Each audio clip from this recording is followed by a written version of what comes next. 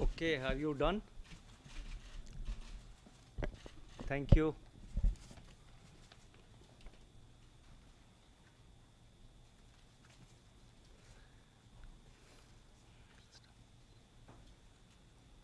Hello and welcome to the press conference post policy.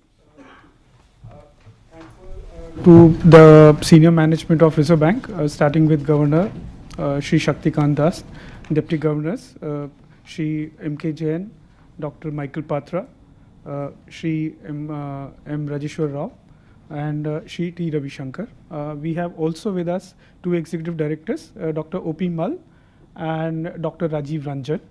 So I'm thankful to them. So before we start the press conference, I would request Governor Sir to make a few opening remarks, and then we'll go with Q&A. Thank you. Thank you. Good morning and welcome to all the media persons. You have already watched the speech on the YouTube or on the television channels, and it has been uploaded also. You must have had a look at the statement.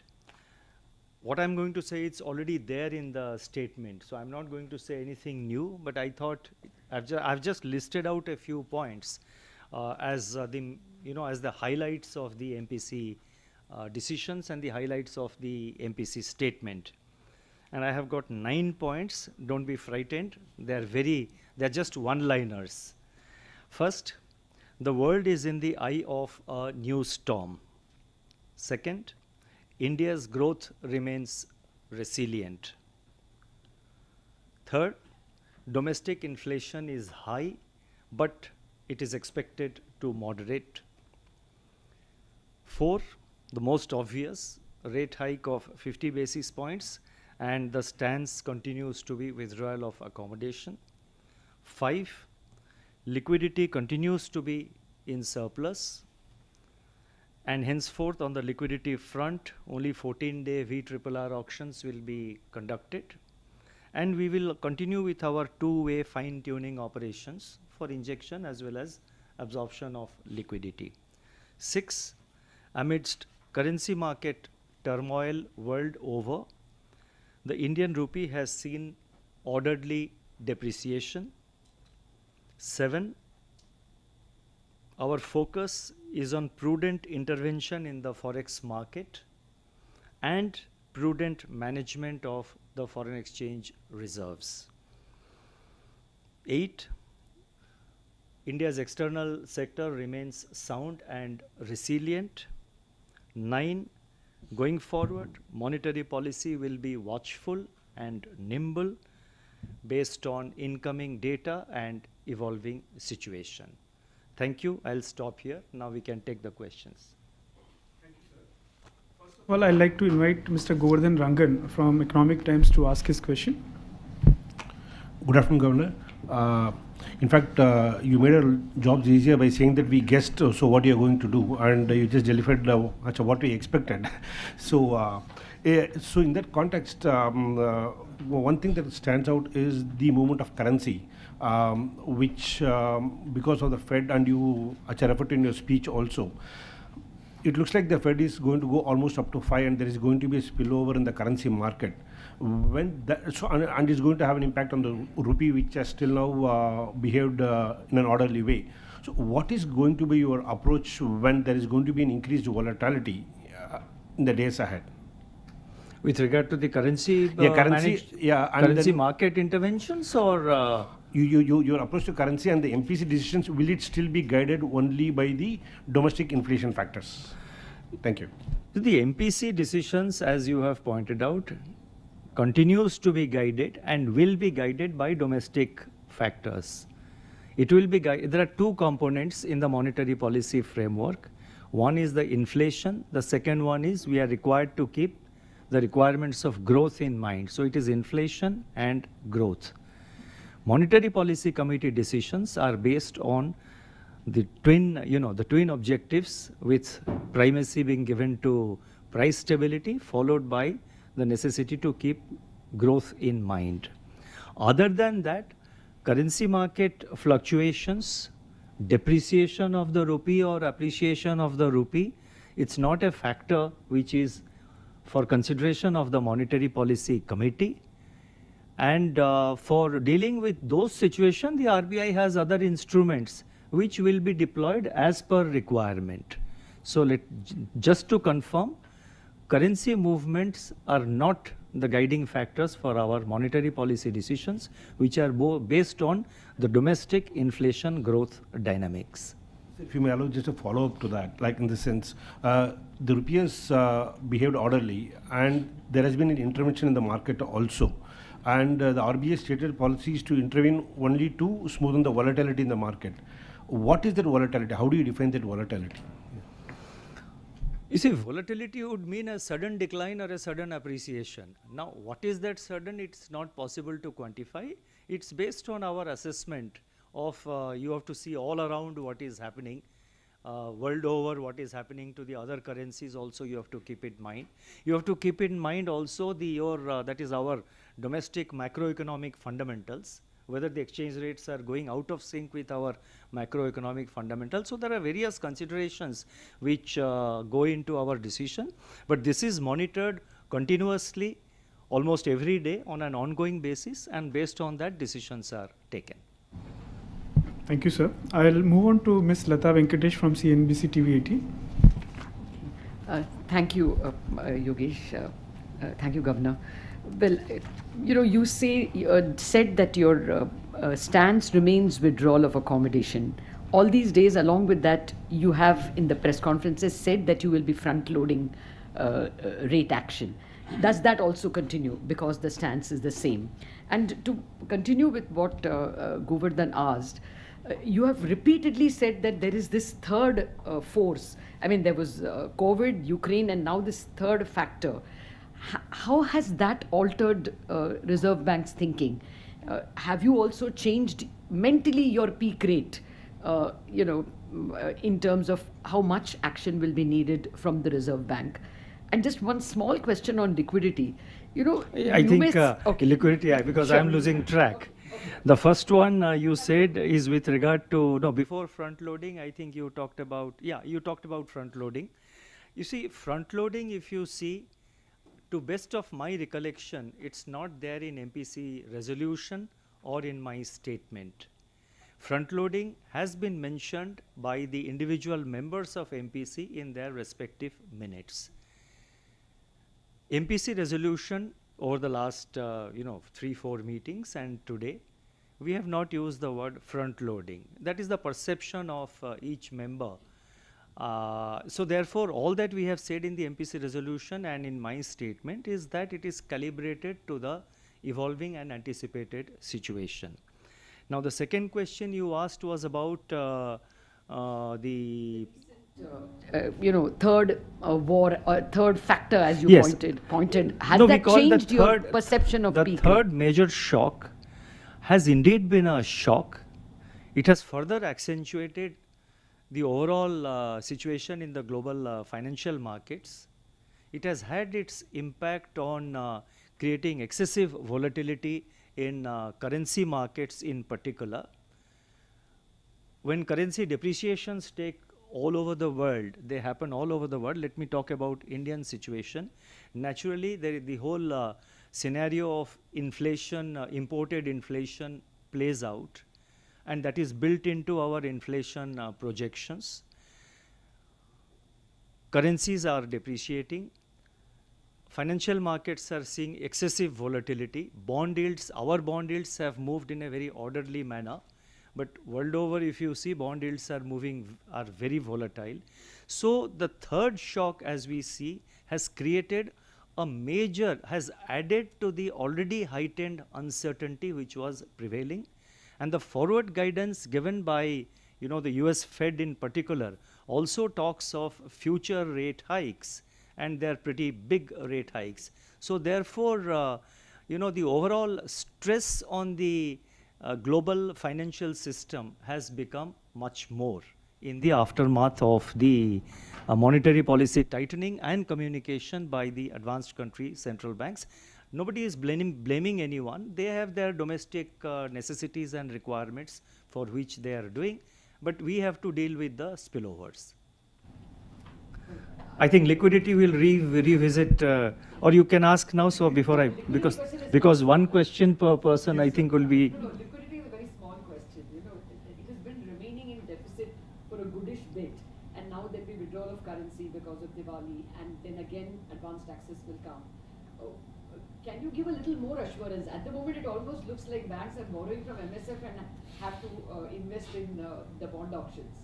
So, No. you know, will you give Okay. an overnight BRR, something like that? Ne- Some more ov- assurance. Yeah, overnight I have said it in my statement that as in the past, we will continue to do the fine tuning operations on both directions to absorb as well as to inject. But coming to the liquidity, what you said, liquidity being tight, let me say very clearly, the liquidity is not tight. The net LAF continues to be in surplus for the last 2 years. More than 2 years, the net LAF continues to be in surplus, except I think maybe 2-3 days when because of this the standing liquidity facility, as we call it, the SLF for the primary dealers, if you take that into account, then it became deficit. But liquidity, the net LAF has remained positive throughout last 2.5 years or so. Secondly, the banks, many of the banks are holding excess SLR and excess CRR, and some of them have also started dipping into their excess CRR and excess SLR because they need the cash to support and sustain their lending operations. And then there is this temporary movement of cash, temporary movement of liquidity from the system. It has gone into a different basket because of high GST and direct tax collections. The second half expenditures of government are always very high. And when I say government, I include both state and central governments. So they're very high. Today, for example, the salary payments will take place, the additional DA payments will take place, and usually the government expenditure picks up very well. So that will come back. So if you take everything into account, the system liquidity is in the order of about, let's say about 5 lakh crores. So I think there is no worry about, there should not be any concern about liquidity being suddenly tight. Thank you, sir. I'll move on to Shitama Bose from Financial Express. Good afternoon, sir. My first question is on tokenization. The circular kicks in tomorrow. So how do you gauge the readiness of the system as it stands now and any disruptions that you foresee? And the other quick question is that there's recently been action taken against one of the major NBFCs for their recovery processes. Are you looking into other NBFCs' recovery processes as well? And can we expect any comprehensive guidelines on this? Thanks.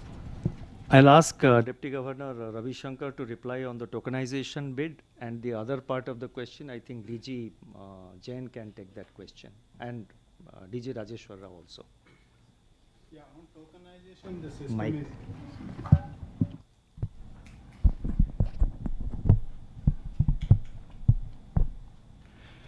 On tokenization, the system is ready. Roughly about 35 crore tokens have already been created.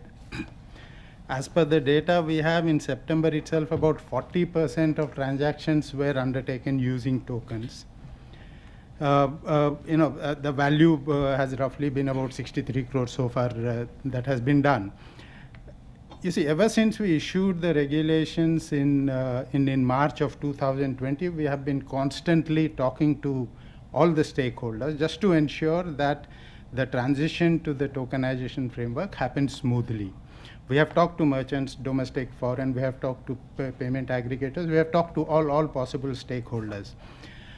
Wherever required, we have given extensions, and as you know, we have given many extensions so that the system is comfortable switching over. Because we just wanted to make sure that the customer safety doesn't get compromised because of problems faced in the implementation of tokenization. The feedback we have from virtually all stakeholders is that it is perfectly ready, the system can go on. There will always be, and I believe there are, I understand there are a few, participants who may not be ready, but that would largely be because, or probably because of their unwillingness to comply. And we don't believe that we should hold back efforts to ensure customer protection because of because of such laggards. Eventually, they might take a little bit of more time, but all of them will come onto the framework soon enough. Thank you. Who is taking? You are taking, or yeah? We don't envisage any impact on the other NBFCs because the specific restriction is related to one entity. We have not stopped or restricted the outsourcing activities. What we have issued, various guidelines were issued on outsourcing activities and the fair practices code. We expect that the regulated entities have to come out with their board approved policies and have a more oversight and the monitoring around the outsourcing activities. And it's not taking away the rightful right of the regulated entities not to pursue for their recovery. What we expect that it should be on the right side of the law. You can add something.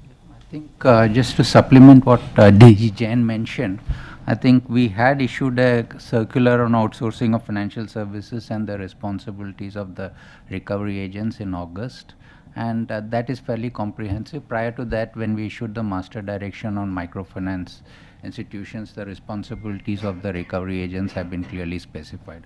Both these instructions would get integrated, and we are coming out with a master direction on guidelines for outsourcing and conduct of by the financial recovery agency. So that will also come out shortly. Yeah. Thank you. Before we go ahead, once again request limit yourself to one question in order to have the best utilization of the time. So now I move on to Mr. Anup Roy from Bloomberg. Thank you, sir. Sir, you have cut the growth forecast. You have warned about a global growth recession, and also, are you now concerned about growth? I mean, little bit concerns of growth coming back, and inflation is little, and are you still guiding of a soft landing? I think I would request Deputy Governor Michael Patra to take that question. Actually, the adjustment in the projections take into account the release of the first quarter data by the NSO, which came below our forecast. Otherwise, if you see the rest of the quarter, there is actually a pickup in momentum in the rest of the year. So we remain focused on price stability as our primary goal, but we have a dual mandate, so we do take into account our concerns about growth. And on the issue of soft landing, that's really a soft landing is for the advanced economies. For India, it is takeoff. Thank you, sir. I'll move on to Mr. Manojit Saha from the Business Standard. Good afternoon, sir. On what you said on stance, are you indicating that the stance will only change if the liquidity goes to deficit and the real rate becomes positive? We'll have to wait and see because the situation is playing out, and I would not like to sort of tie up myself with any specific formulation like that and fuel some kind of market expectation that about the future course of action. I have only explained that the monetary policy, the overall monetary conditions, taking into account the liquidity and the repo rate and the inflation, current inflation as well as 6 months ahead inflation, I have only said that we are still, the monetary conditions are still accommodative. So going forward, we will constantly evaluate, re-evaluate, and as and when required, we will spell out whatever is the decision at that point of time. I think if I can add, do you have anything in mind on when do you see the repo rate, the inflation is coming to 4%? Because that is what you have to mention when you write the letter to the government after October inflation number comes out. No, we'll write a letter to the government, so let me not preempt what we will write to the government, because that is also, if you see the legal provisions under the RBI Act and the regulations and the rules, MPC has to have a meeting to discuss the Reserve Bank's reply to the government. So what we will write, I will not say, but as I have said earlier, we are expecting the inflation to come down close to the target over a 2-year cycle.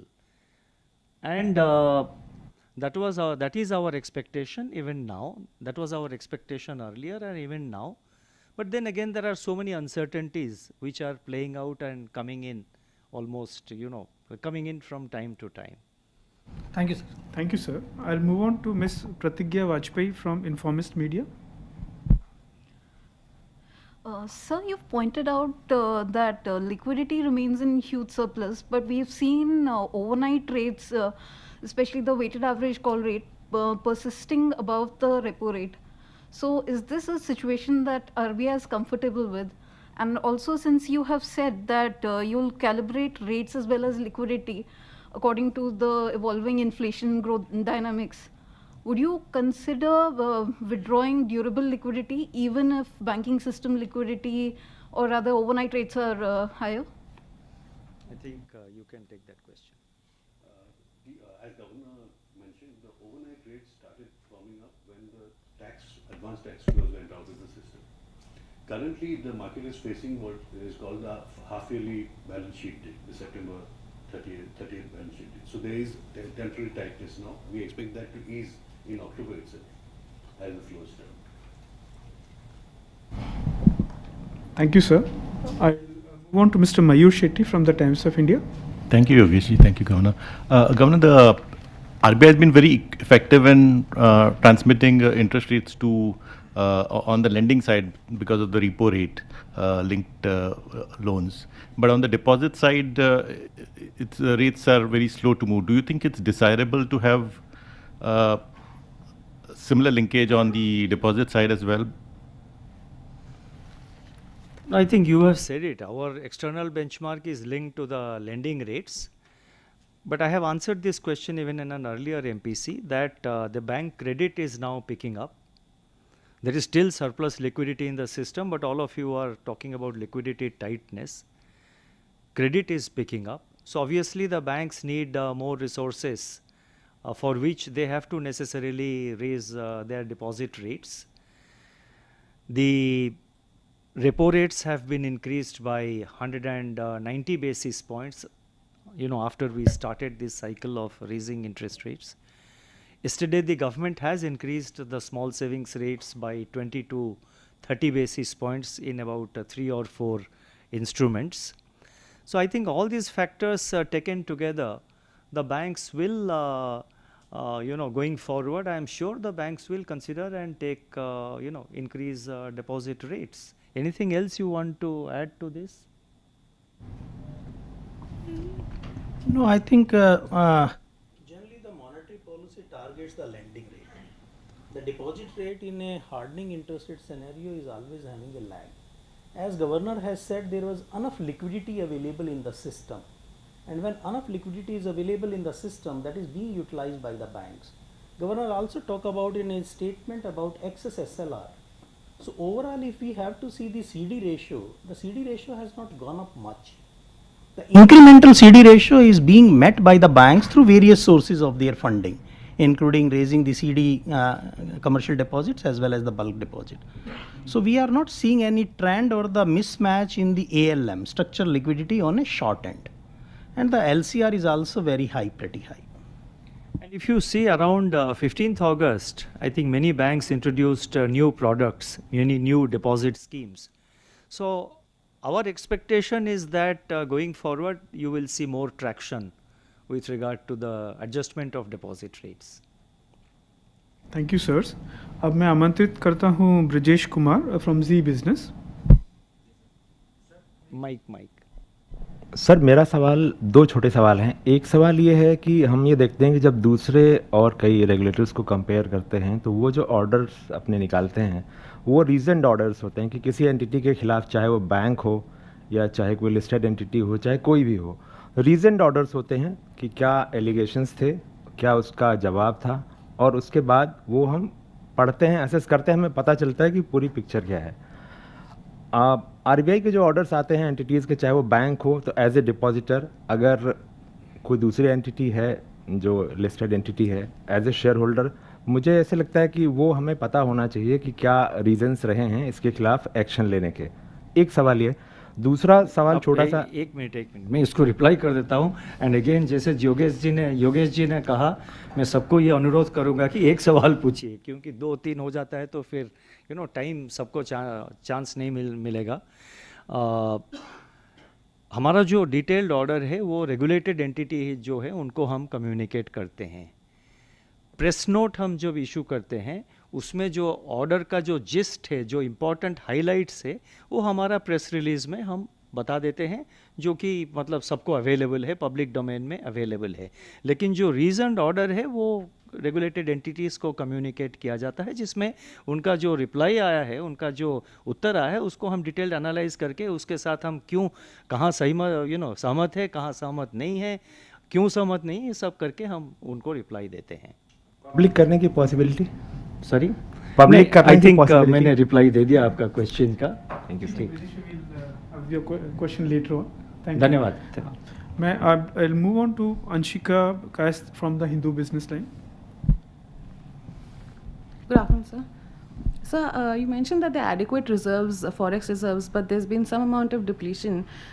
Does the RBI have a level of emergency buffer in mind, and then what room does that leave the RBI to intervene further, given that further devaluation in the currency is expected? You see, as regards the adequacy of reserves, I have addressed this point in the monetary policy statement, where I have mentioned about, with regard to the various vulnerabilities of any country's reserve, how we stand compared to the other emerging market economies and to the other countries. And almost in all parameters, our vulnerability is far less than most of the emerging market economies. So it's a process of constant evaluation that we do, and we will take a call. We will take a call depending, and interestingly, I also mentioned this point, to dispel any public sort of notion. Even in the first quarter of this year, there has been, on a BOP basis, there has been a accretion of $4.6 billion US. So therefore, in our assessment, taking into account the current level of reserves, taking into account the various vulnerabilities vis-a-vis the external sector, I think we are comfortably based and we are comfortably placed, and our buffers are quite strong. Thank you, sir. I'll move on to Mr. Vishwanathan Nair from BQ Prime. Governor, just taking Manoj's question on real rate and neutral stance forward, you made this comparison to the 2019 scenario, where you said that the current inflation-adjusted policy rate is still trailing that level.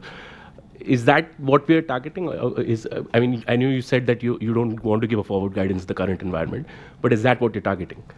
Well, I don't want to repeat myself what I said, but I would request Dr. Michael Patra if he can put it in a different manner or explain the same thing in his own language. I actually have talked about this before. So the issue is not the sojourn, but the journey. And the journey has two milestones: when inflation gets into the tolerance band and when it aligns with the target. You'll know. Thank you, sirs. I'll move on to Mr. Hitesh Vyas from the Indian Express. Hi, sir. Good afternoon. You said that RBI doesn't target a particular level of rupee, but is RBI comfortable with rupee hovering around 82 at current level, sir? I mean, I can't answer that question. The level at which RBI will be comfortable. And in any case, you see, the global situation is constantly changing. I mean, and as a central bank, we can never give a and I have said that we don't have any specific level of the rupee in mind. It all depends on our macroeconomic fundamentals. It depends on the overall global situation. We don't target a specific rate. And when I am saying it, it's not just a part of the usual conventional lexicon of RBI. We mean it. We don't have this thing. We don't have a specific level of the rupee. Thank you, sir. I'll move on to Ms. Chloe Cornish from the Financial Times. Thank you, Yogesh. Thank you, Governor. Just to ask you about your observations on the uptake of rupee settlement. What are you seeing there from that new policy? Ravi, I think you can take that. If I understood you right, you want to understand what the response has been. The response has been, has been fairly good, but since the process involves, a lot of vetting at the level of banks, at the level of the central bank, at the level of the government, the initial process is taking some time. But we have received responses from many countries, and we are receiving, responses from many banks as well locally. So could you give us a sense of which countries you're receiving responses from? I wouldn't like to discuss the countries specifically, but yes, we have got it from at least about 4 or 5 countries that I know of so far, and interest from others as well. Does that include Russia? Like I said, I wouldn't like to give out any particular name, but we have received those interests. I'll move on to Mr. Anand Adhikari from Business Today. Good afternoon, sir. So we now have, the trade deficit data for the 5 months. Sorry, here. Sorry, sir. So we now have, the trade deficit data, for the 5 months, and it's around, 124 billion, a run rate of around 23, 24, per month. I just want to understand. I mean, is 5 months is a good enough period, to assess the CAD for the entire year, because their projection, around 3.5 and 3.5% plus, for the entire year.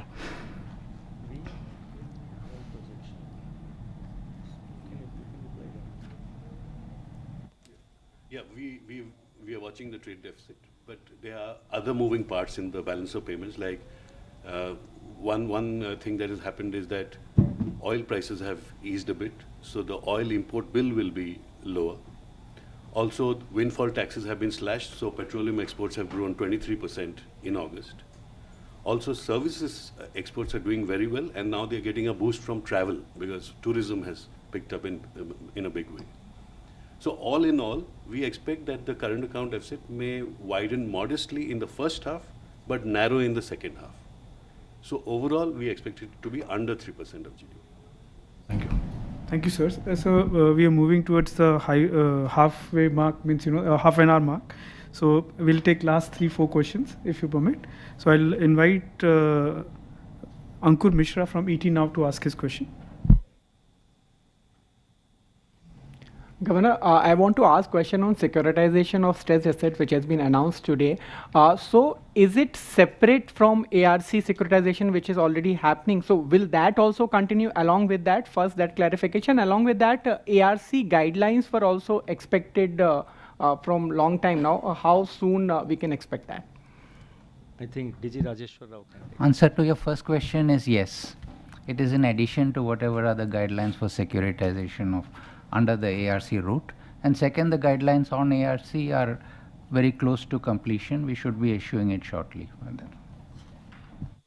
Thank you, sir. And I'll move on to Mr. Laltendu Mishra from The Hindu. Thank you, sir. The noted economist has observed, you spoke about the new storm that is in the horizon and already there. A noted economist has said that the US economy and the global economy are heading for a long and ugly recession by the end of this year. Your comment, please. Do you have enough firepower to withstand it? No, frankly, I cannot comment on opinions which are expressed by eminent persons, eminent thinkers, and economists. And there are so many opinions which are expressed in the market almost every day, even in the market, in the media, and in the various academic journals. We get to read and go through all of them. Internally also, our research teams do look at them very carefully, very intensively.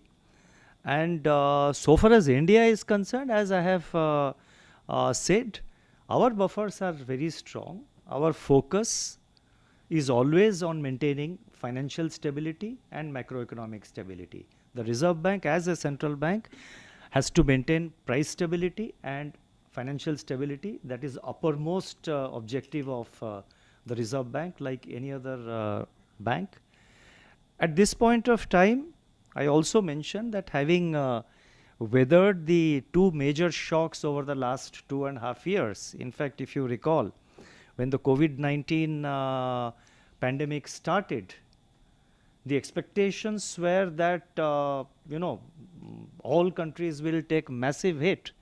In fact, our what you call the models of the FSR models, for example, the methodologies that we have, what do you call the frameworks, the financial stability report, the stress tests, the stress test models that we have under our financial stability report, it showed that under severe stress conditions, the NPAs, GNPAs can go up to 16% plus. That did not happen. And that did not happen just like that. It did not happen because the Reserve Bank intervened and came out with various announcements. We gave moratorium. We gave a very calibrated, targeted, and not open-ended, a very prudent resolution framework. We gave a separate framework for the MSMEs. So throughout the pandemic, and then throughout, after the war has started, the Reserve Bank has responded from time to time. And we will, we draw confidence from the fact that how all of us as a country have dealt with it. And I must also mention about the fiscal action, which was also very timely, prudent, and targeted. The way the country dealt with the entire vaccination issue. But coming back to Reserve Bank, we have dealt with challenges in the past. There are challenges in front of us, ahead of us. Buffers continue to be strong. Our priority is price and financial stability. And I ended my statement by saying that the prospects of Indian economy, there is optimism and there is confidence. Thank you, sir. I'll move on to Mr. Ben Joe from the PTI. Good morning, Governor. You retain the growth at 7%. Is it a bit too optimistic, or because that is the consensus everybody has? Because last year you had a higher rate, and then in April, in August, you lowered it. And then none of the numbers justify as 1% growth that is happening. Yeah, you can take that question. Yeah, as I mentioned, we took into account the revised, the number that was put out by the National Statistics Office for the first quarter. We also took into account the high frequency indicators for the rest of the year that are available till now. And we see a quickening of momentum in the second quarter. If you see, we've slightly adjusted our quarterly path, and therefore it is at 7%. The second last question, Shyama Mishra from Doordarshan. Hello, sir. Sir, global factors are not easy right now. It's not going to ease soon. आप बार-बार ये mention करते हैं कि India की जो economy है काफ़ी resilient है. कब तक हम withstand कर सकते हैं इसे, and what do we need to do, not just to withstand but also lead as an example? You see, what we need to do, you will see as the situation unfolds. Because I frankly don't know what are the new challenges and what are the new factors which will come up. So as and when they come up, we will respond to that. But we also try and anticipate what could happen. So at this point of time, I cannot say really what we will do next. It will depend on how the situation evolves.